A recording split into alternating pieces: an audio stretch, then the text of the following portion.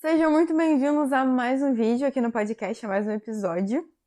Se é a sua primeira vez aqui, muito prazer, meu nome é Juliane.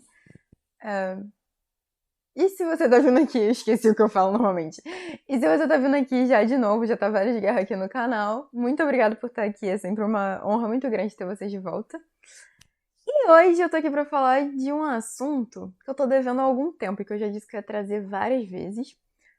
E assim como o último vídeo, tá vindo num tempo excelente, tá vindo num momento muito assertivo, onde eu sei que eu vou ter uma melhor clareza para falar a respeito. Então hoje nós vamos conversar sobre identidade. E para mim, não se tem a opção de falar de identidade sem falar de Bíblia, sem falar de Cristo, sem falar sobre Deus, porque vocês sabem no que eu acredito, então eu parto do princípio de que a melhor forma da gente ter contato com a nossa identidade é ter contato com o nosso Criador. Por isso, nós vamos passar por alguns versículos, não vamos falar só disso, mas vamos passar por alguns. Eu vou deixar todas as referências tudo aqui bonitinho para quem quiser acompanhar. E, como vocês já bem sabem, nós começamos por significados. Então, o que é a identidade, a nossa identidade? A identidade é um conjunto de características que distinguem uma pessoa ou uma coisa por meio das quais é possível individualizá-lo. Individualizá-la. Ele meio errado, mas vocês entenderam. O ponto aqui que eu quero trazer no próximo episódio da questão da individualidade e que eu quero falar num episódio sobre Fear of Missing Out, a questão do indivíduo, a questão do ser. Mas hoje a gente vai bater nesse conjunto de características que possibilitam que a gente faça essa distinção de um indivíduo para outro. Então, a nossa identidade. E aí a gente já vai direto para a Bíblia, porque dentro da base bíblica disso, em Gênesis 1:27 vai dizer que assim Deus criou o homem à sua própria imagem, a imagem de Deus o criou, macho e fêmea ele os criou. A partir disso, a gente consegue compreender que antes da queda do homem, antes do pecado, o nosso design original é sermos a imagem e semelhança de Deus, a imagem e semelhança de Cristo. Então, a partir desse entendimento, ainda que decaídos, ainda que agora arrependidos e redimidos, nós temos acesso à nossa identidade e a quem nós somos criados para ser, conforme nós nos relacionamos e conhecemos mais quem Deus é. Porque se nós somos a imagem e semelhança de Deus, quanto mais nós conhecemos dele, mais nós saberemos sobre o plano original dele para as nossas vidas, que é sermos a imagem e semelhança dele.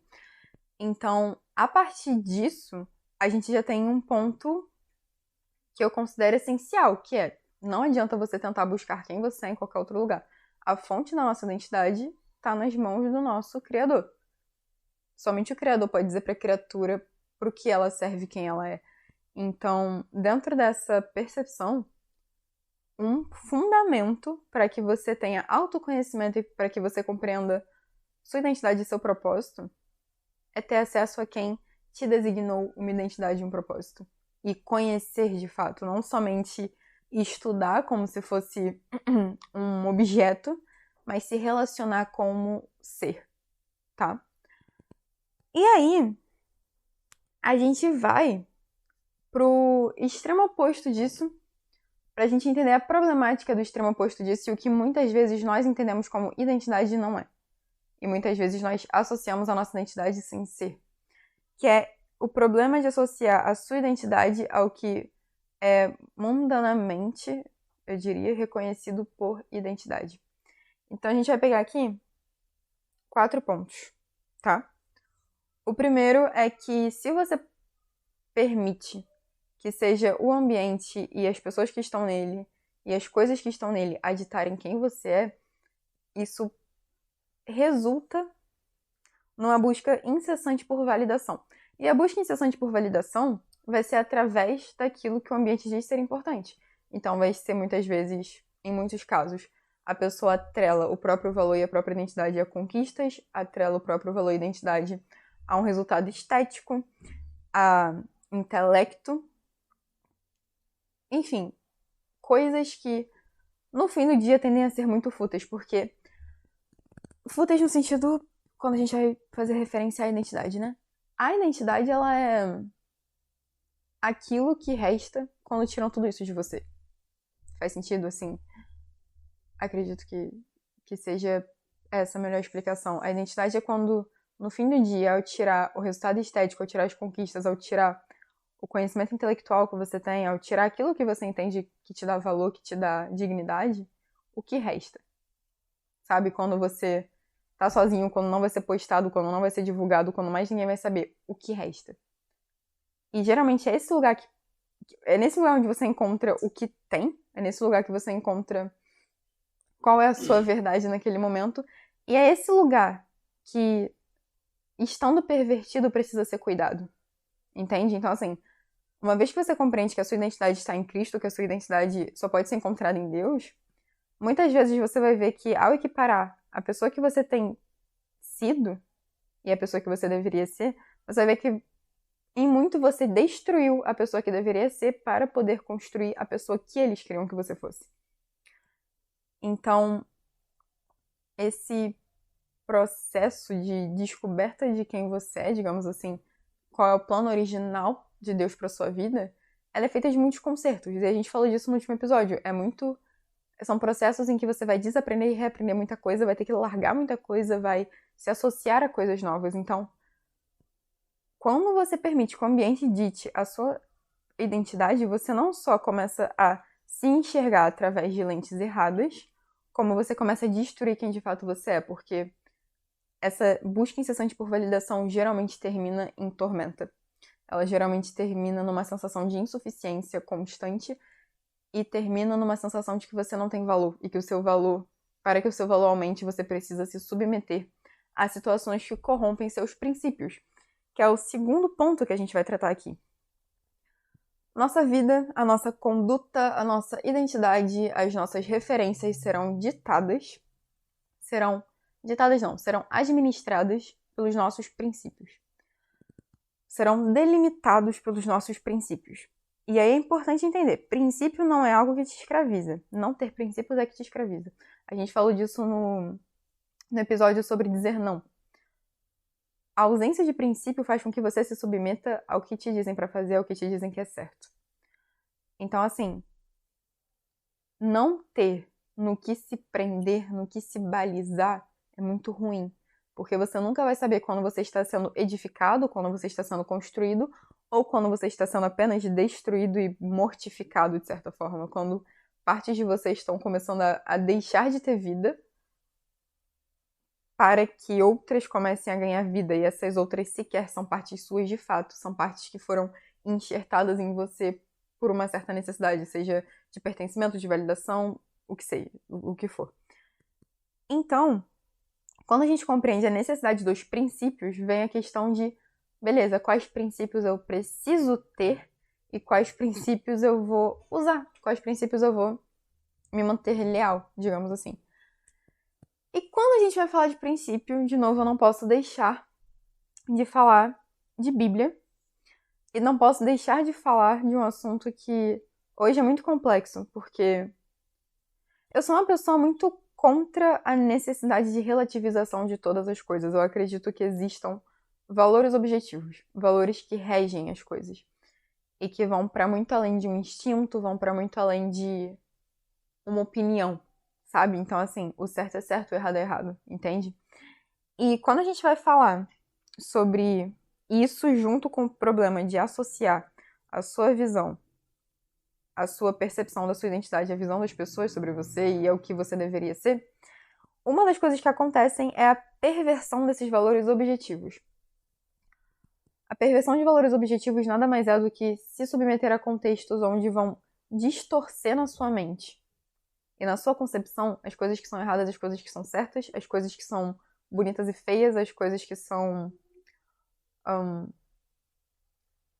honrosas ou não. Então, o momento em que a gente começa a brincar com isso, a dizer que o certo é dependente de contexto, ou a dizer que o belo não é algo fixo, é algo que depende de uma opinião, ou a falar que a honra sequer é uma questão, a dignidade muito menos, a gente começa a abrir espaços para que coisas aconteçam. E a gente só se dá conta de que esses valores objetivos são necessários quando a gente percebe que ao arrancar eles, o espaço que a gente abriu foi cheio de coisas extremamente fúteis e supérfluas que no fim do dia nos fazem muito mal. E se os valores objetivos tivessem ficado naquele lugar, nós estaríamos muito mais protegidos. E os valores objetivos, em parte, são coisas que nos aproximam do design original de Deus pra gente. Porque, em muitos momentos, a Bíblia retrata sobre consciência, sobre as divergências. Isso, é isso. Lá em Gálatas, a gente vai ver as divergências entre o fruto do Espírito e o fruto da carne, tá? Eu não lembro agora em qual capítulo, acho que é no capítulo 5. Não tenho certeza, mas é pro final de Gálatas. E quando a gente analisa isso, fruto do espírito e frutos da carne, você vê as oposições. Eu vou tentar achar aqui enquanto falo com vocês. Mas a partir disso a gente entende que numa sabedoria milenar, se é que eu posso chamar assim, acho que chamar assim é muito pouco, né? Mas por muito tempo a gente teve muita clareza. Nós fomos orientados com muita clareza sobre as coisas que são certas e as coisas que são erradas em se fazer. Sobre as coisas que nos levam para um caminho de perdição e as coisas que nos levam para um caminho de clareza, de sobriedade, que é o que a gente vive falando aqui. Tá, achei aqui, ó. Gálatas, capítulo 5, a partir do versículo 19. Eu falei disso em algum dos episódios sobre adoração, acredito que tenha sido na parte 1. Então, se vocês quiserem ver mais completinho, tem lá.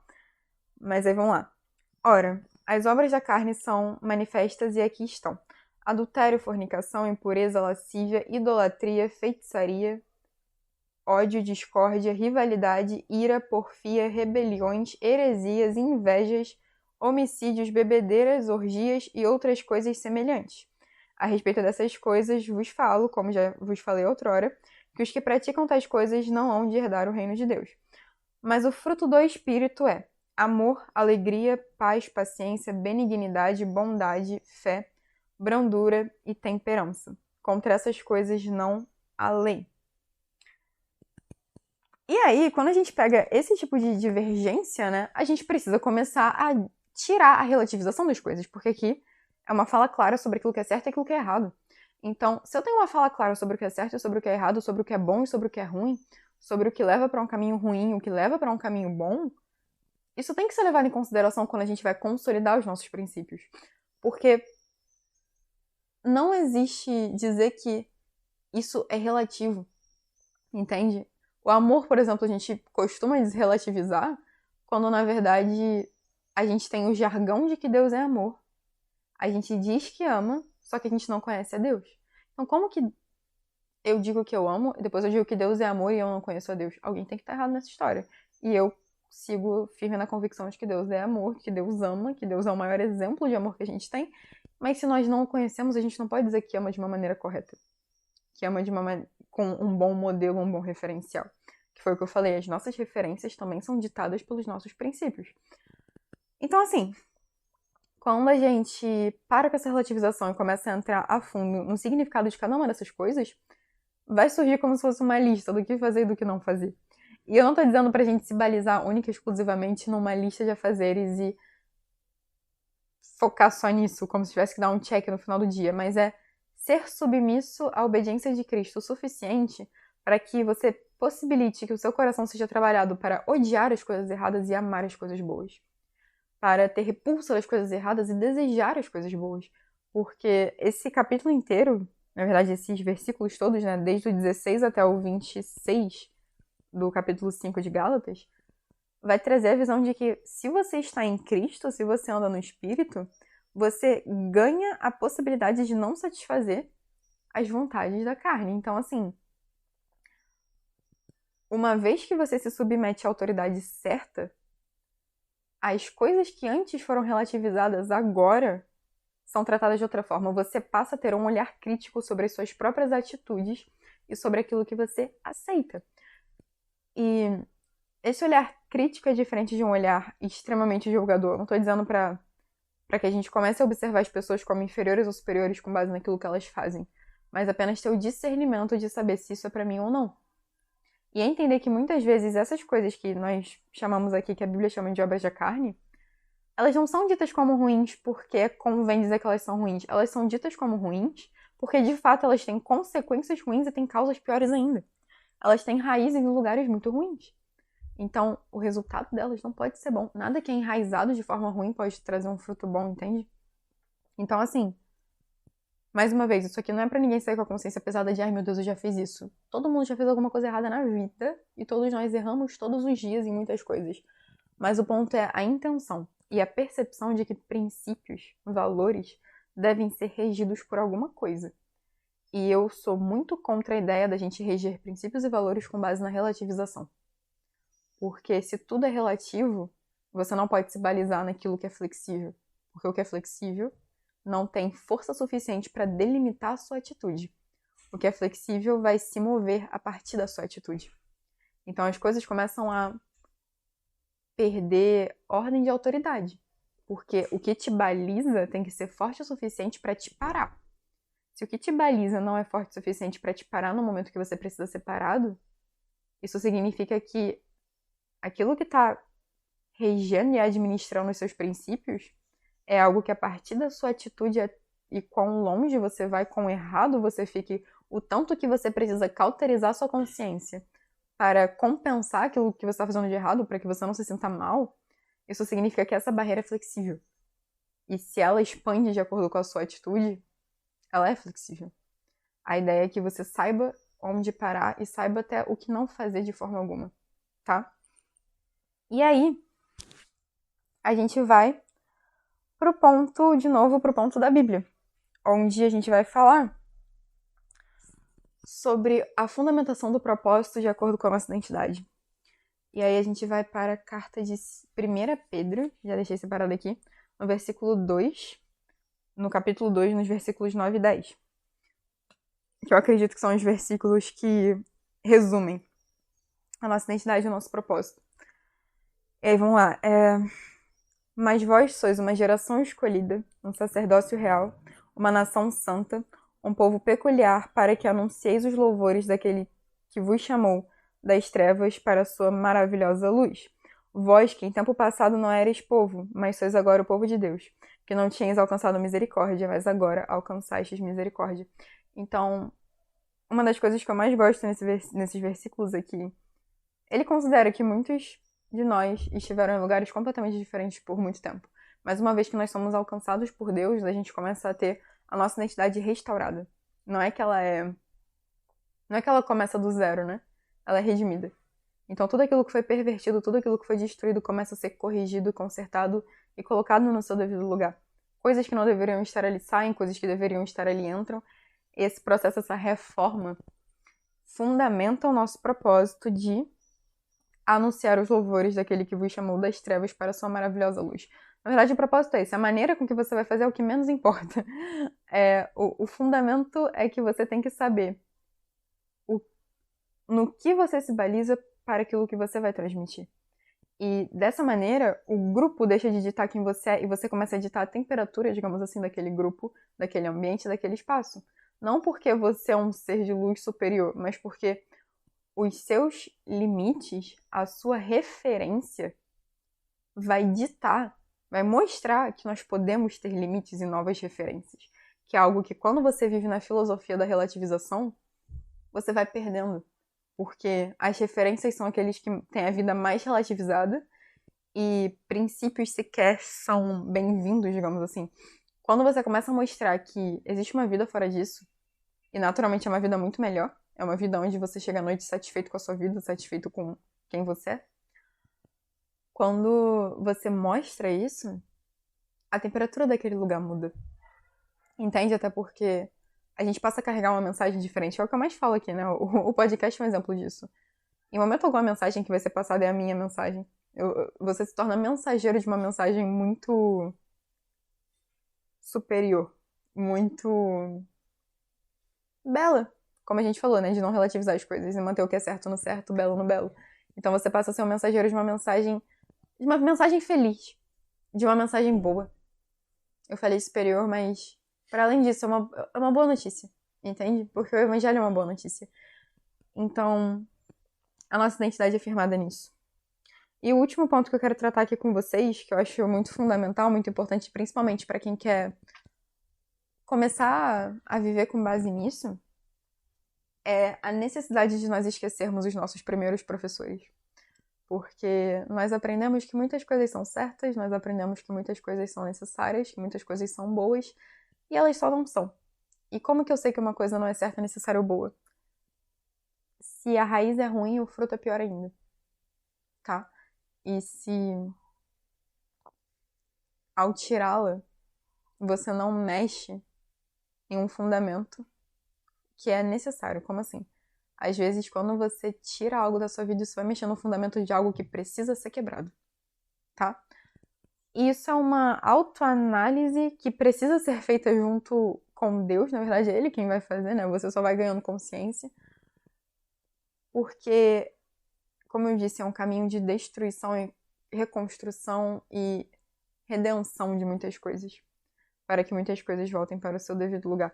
Então, assim, esqueça os primeiros professores. Não importa quão boa tenha sido a intenção dos primeiros professores, muitas vezes as coisas são ensinadas de forma errada mesmo.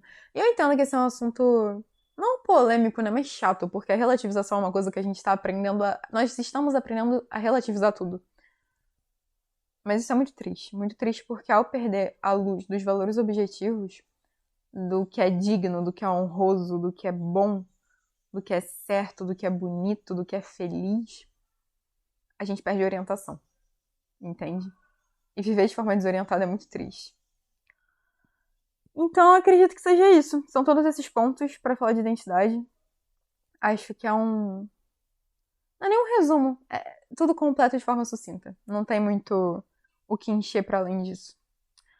Como eu falei com vocês, eu vou deixar aqui na descrição o link pro plano de leitura bíblica para quem nunca leu ou para quem já leu, mas quer recomeçar, quer começar entendendo melhor, que é um calendário com a ordem da leitura e que independentemente de em que momento você esteja pegando isso para acompanhar, você não precisa se balizar pelos meses, mas só pela ordem, né? Então vai estar lá a ordem dos livros, você seguia por isso. Não importa se está em janeiro, dezembro, enfim. Você seguia pela ordem que está lá. Então se você vai começar agora em julho, não tem problema. Você começa pelo que no calendário tá janeiro. Eu vou ver um jeito melhor de organizar isso, mas por hora é assim. Vou deixar todos os links de Instagram e afins aqui na descrição também. E vejo vocês no próximo vídeo, tá bom? Espero que tenha sido proveitoso, espero que tenha sido edificante aí pra vocês.